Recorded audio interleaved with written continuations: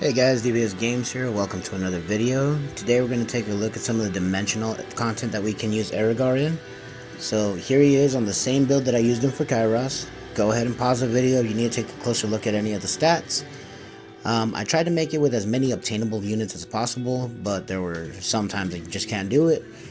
Here's my Riley on Violent Will. She's on speed, HP defense. His 1, 3, and 5 looks like this. Here's her artifacts. Nothing super special. Next, we're going to take a look at the Kaki. He's on HP, attack, defense. Makes him really tanky, makes him hit really hard. His 1, 3, and 5 look like so. And here's his artifacts. Got a little bit of life drain on there to keep him alive. And here's our Squeaky. Has no skill ups. He's on attack, HP. And here's his 1, 3, and 5 on Violent Nemesis. Here's his artifacts. They are powered up mostly, but again, nothing super special. And here we can take a look at how the team works. Now, fair disclaimer, I'm not 100% sure exactly what Eirigar brings into this team. He does give you the vampire buff, but really it comes down to the tankiness of the other monsters. Eirigar, maybe he needs to be more of a support build with like speed, HP, defense, because although here he does do a little bit of damage and he does stay alive for a little bit, when we get into the boss stage, I think he disappears in like 3 seconds flat. I think it's on like the very first attack, but you can go ahead and see how this particular team works. Basically, it comes down to the fact that Kaki is an all-star. See, yeah, that first attack nearly takes him out. Riley's able to heal him up a little bit. He gets his buff on, steals a little bit of life, and then the second attack, he's just gone. It might be because of the presets that I have here too. Maybe I shouldn't be going for the Meg and then the Jubel. Maybe I should be going straight for the boss. But in all reality, if he doesn't put his weaken up right away, then it's a lost cause because of the fact that he'll get the buffs anyway, and then he'll just go ahead and murder you. So here we go after the Shayna first, and of course that defense break coming from a water monster is very hard hitting on our Kaki. So that's why we have Riley here. She has the constant cleanse, the immunity, the constant healing. We all know what Riley does. Riley is just a super amazing healer on your side, a super annoying healer on their side. But as you can see, this is literally what it comes down to. It's the two Onimushas and Riley. Eirigar's gone, but you can't use him in here. I brought him in. The team works. He has a good leader skill, great leader skill. Aside from Perna or an elemental lead, it's the best you're going to get. Now in this final wave, you want to go after the Leo first. To be totally honest, I don't know why you would be farming this particular dungeon unless you want the, I believe it's the fight runes that come out of this one. Ancient fight, and there might be a couple of others. I'm sure there's a couple of others. Every dungeon has at least 2 runes that are worth getting out of it. But for this one in particular, I do know that the fight runes are the ones that I was looking for when I tried farming it. And then I just decided that I'd rather just craft them. I'll build some monsters and then I'll just craft what I'm missing out of it. So here, as you can see, now Squeaky's down and Kaki is just left on his own. But between him and Riley, there's enough damage and enough sustain to go ahead and keep the fight going.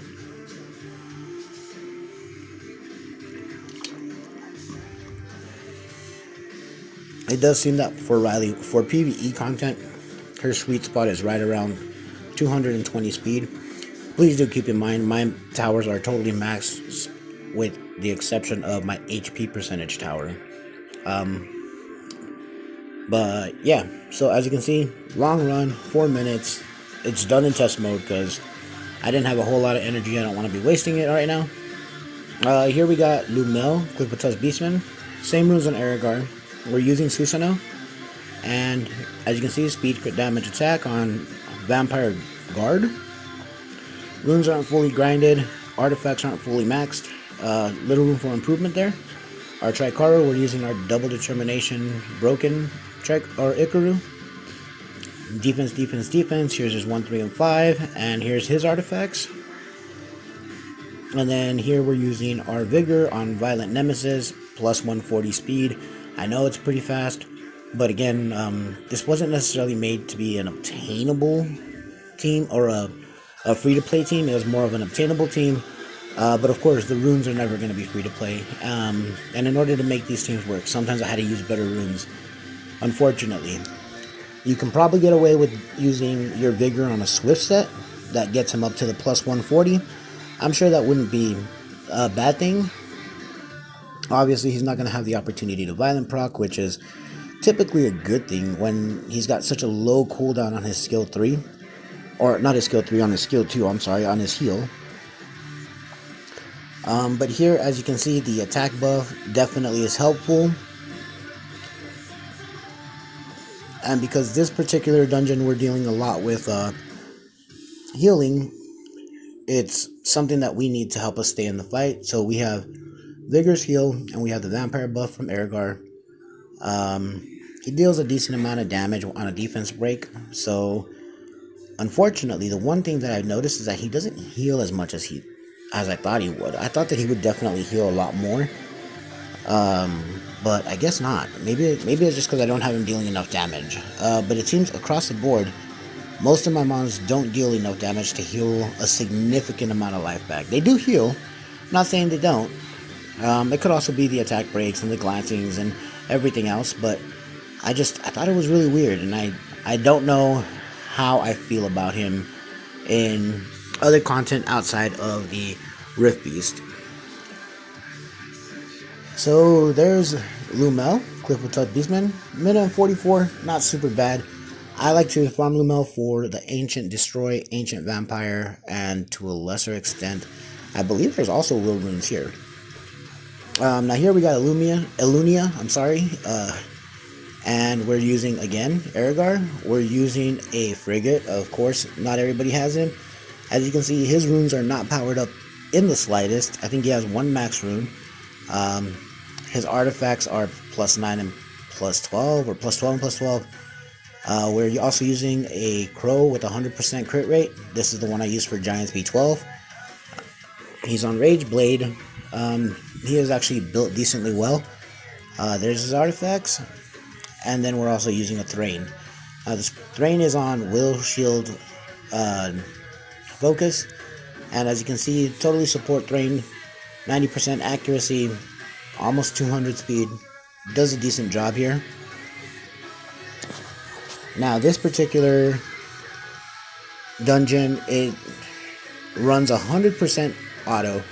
The only problem that I have with it is that, of course, I don't like the fact that I'm using Frigate, but I really didn't have another monster that fit the role that I needed here. And basically what I needed some kind of control, and I needed additional turns. So I could use the Homunculus, I guess, the Dark Homunculus, but I already have it. Right now it's currently not built.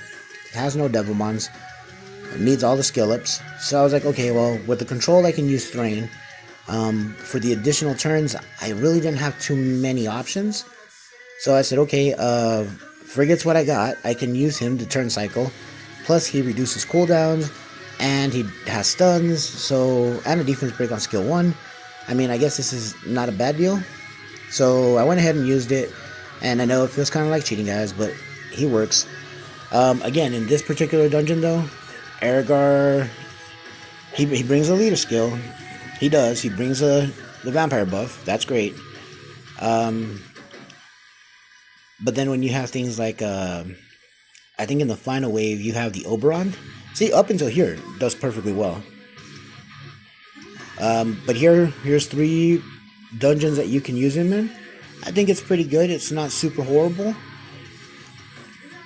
Here you see that he ignores damage and just murders everybody. But the Crow has the big one-shot ability. So he's down. So thanks a lot for joining, guys. This is where you can use him in Dimensional Hole. I really appreciate you guys watching. Hope you enjoyed it. Catch you in the next one.